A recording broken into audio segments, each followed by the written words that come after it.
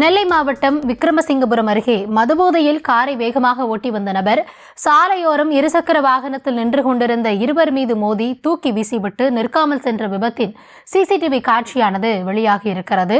இதுகுறித்த மேலும் விவரங்களுக்காக இணைகிறார் எம்முடைய செய்தியாளர் குருச்சரன். வணக்கம். இந்த விபத்தில் சிக்கியவர்களின் தற்போதைய நிலை எவ்வாறு உள்ளது? இந்த விபத்தை ஏற்படுத்தியவர் மீது என்ன நடவடிக்கை மேற்கொள்ளப்பட்டிருக்கிறது? விரிவான விவரங்கள்.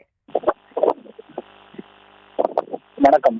நெல்லை மாவட்டம் அம்பாசமுத்திரம் அருகே உள்ள விக்கிரமசிங்கபுரம் சேர்ந்த அப்துல் மஜீத் என்பவர் மது போதையில் காரை வேகமாக ஓட்டி வந்து அகசியபுரம் அருகே உள்ள சாலையில் வரும்பொழுது சாலையில் ஓரத்தில் இருசக்கர வாகனத்தில் நின்று கொண்டிருந்த பாண்டியன் கந்தையா ஆகிய இருவர் மீதும் கண்ணிமைக்கும் நேரத்தில் மோதிவிட்டு நிற்காமல் சென்றுள்ளார்.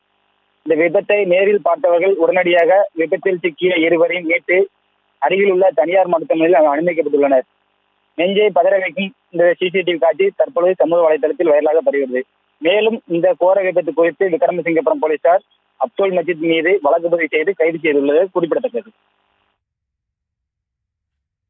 விவரங்களுக்கு நன்றி குருச்சரன்.